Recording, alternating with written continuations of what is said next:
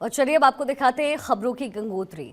मुख्यमंत्री पुष्कर सिंह धामी आज हल्द्वानी के दौरे पर रहे, जहां एफटीआई परिसर में बीजेपी के विधायक और पार्टी के कार्यकर्ताओं ने उनका जोरदार स्वागत किया। वहीं इसके बाद मुख्यमंत्री पुष्कर सिंह धामी ने एफटीआई सभागार में अधिकारियों के साथ बैठक की। इस बैठक में लोक निर्माण विभाग, पेयजल, ऊर्जा सहित कई विभागों के अधिकारी शामिल हुए। बैठक के दौरान मुख्यमंत्री ने जल जीवन मिशन के काम को जल्द पूरा करने के आदेश दिए। साथ ही हल्द्वानी शहर और उसके आसपास के इलाके में चल रही कई प्रस्तावित योजनाओं में गुणवत्ता के साथ काम करने के निर्देश दिए। बैठक के बाद मुख्यमंत्री पुष्कर सिंह धामी ने सिटी फॉरेस्ट का अवलोकन किया और इस दौरान सीएम धामी ने बताया कि प्रदेश का पूरा विकास हो, इसके लिए सरकार पूरी तरीके से प्रतिबद्ध है। साथ ही हल्द्वानी और उसके आसपास के इलाके के लिए भी अधिकारियों को यही निर्देश दिए गए हैं।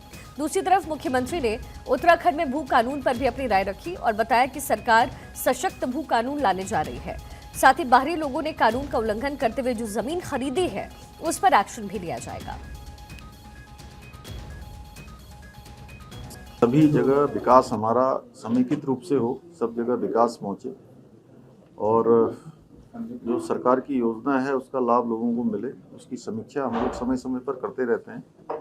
आज भी यहाँ पर जो हमारा हल्द्वानी शहर है, आसपास का क्षेत्र है पूरा, जहाँ पर साल भर हमारे सैलानी आते हैं, पर्यटक आते हैं, श्रद्धालु आते हैं, सब चौड़ीकरण हो, जाम की स्थिति न बने, आवागमन सरल हो, सुरक्षित हो। और जल जीवन मिशन के कारण से बहुत जगह पर सड़कों पर काम हुआ है, उनको जल्दी से जल्दी ठीक किया जाए। नगर निगम के अंतर्गत जो काम होने हैं उसके लिए कुछ शासन से धनराशि अवमुक्त होनी है, उसके संबंध में भी चर्चा हुई है बिजली विभाग से संबंधित। और साथ में आप लोगों के लिए मीडिया सेंटर यहाँ पर बनाने के लिए एक भूमि का चयन लगभग फाइनल स्टेज पर है। उसका एक स्थलीय निरीक्षण हो जाएगा सभी विभागों का, तो जल्दी से एक मीडिया सेंटर भी यहाँ पर बन जाएगा।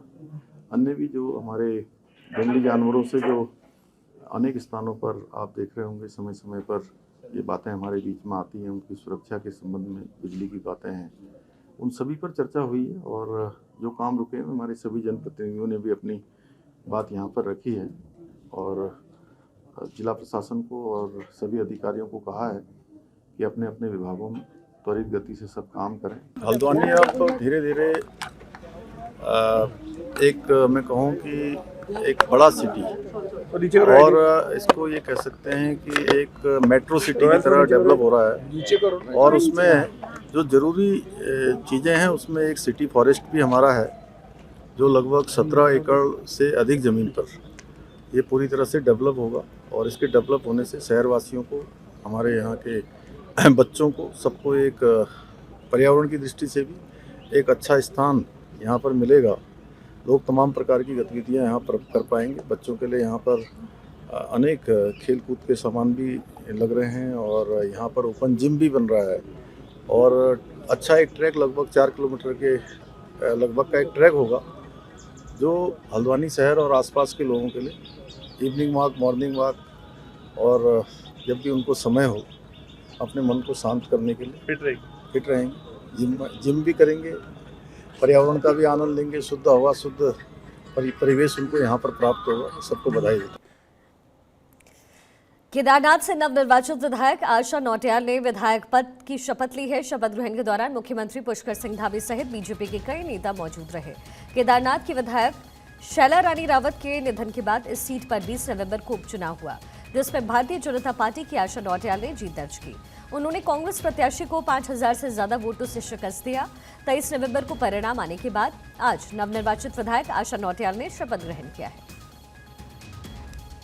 केदारनाथ विधानसभा उपचुनाव जीतने के बाद केदारनाथ की नवनिर्वाचित विधायक आशा नौटियाल जन जन तक सरकार की योजनाओं को पहुंचाने के प्रयास में जुट गई। आशा नौटियाल ने कहा कि वो जनता का आभार व्यक्त करती है। इसके साथ ही वो अब जन जन तक सड़क, बिजली, पानी और शिक्षा की सुविधा को पहुंचाने की कवायद में जुट गई है। इसके अलावा सरकार की योजनाओं से क्षेत्र की जनता को लाभान्वित भी करना है। उत्तराखंड में जिला पंचायत सदस्यों का कार्यकाल कल से खत्म होने वाला है। वहीं इसी बीच प्रदेश सरकार ने आदेश जारी किया। आदेश के मुताबिक जिला पंचायत में प्रशासकों की नियुक्ति की जाएगी और प्रशासकों की नियुक्ति की जिम्मेदारी जिलाधिकारी को दी गई है। इसके साथ ही ग्राम पंचायत और क्षेत्र पंचायत के बाद जिला पंचायत में भी प्रशासक नियुक्त होंगे। ये आदेश पंचायत सचिव की तरफ से जारी किए गए हैं और आदेश जारी करने के साथ ही नियुक्ति के लिए जिलाधिकारी को नामित भी कर दिया गया है। बागेश्वर में आज एक बड़ा हादसा होते होते टल गया, जहां शहर के मंडल सेरावाड इलाके में बनी एक गौशाला के पास अचानक आग लग गई। इस आग की चपेट में आने से गौशाला में रखे हुए घास के ढेर पूरी तरीके से जल गए। हादसे की जानकारी मिलते ही फायर विभाग की टीम मौके पर पहुंची और तकरीबन 2 घंटे की कड़ी मशक्कत के बाद आग पर काबू पाया गया। आग में एक भैंस और एक गाय आंशिक रूप से झुलस गए और एक पिरूल का गट्ठा सहित सूखी घास के 6 ढेर पूरी तरीके से खाक हो गए।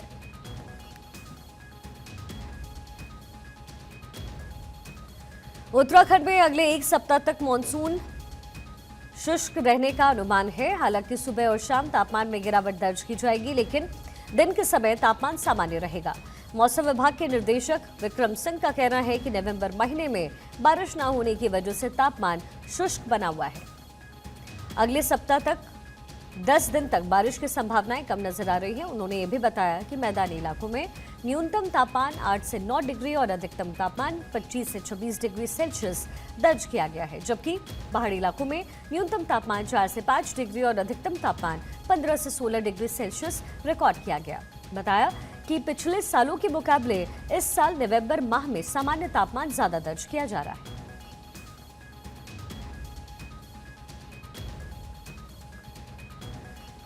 उत्तराखंड के बेंगलोर में एक बुजुर्ग दंपति ने पुलिस प्रशासन से इंसाफ की गुहार लगाई है। दरअसल मंडावली गांव निवासी राजकुमार सहरावत ने अपनी बहू और उसके परिवार पर मारपीट कर संपत्ति हड़पने और जान से मारने का गंभीर आरोप लगाया। बुजुर्ग दंपति के मुताबिक उनके पुत्र की सड़क दुर्घटना में मौत हो गई। इसके बाद से ही बेटे का ससुराल पक्ष जबरदस्ती खेत की जमीन हड़पने की कोशिश कर रहा है।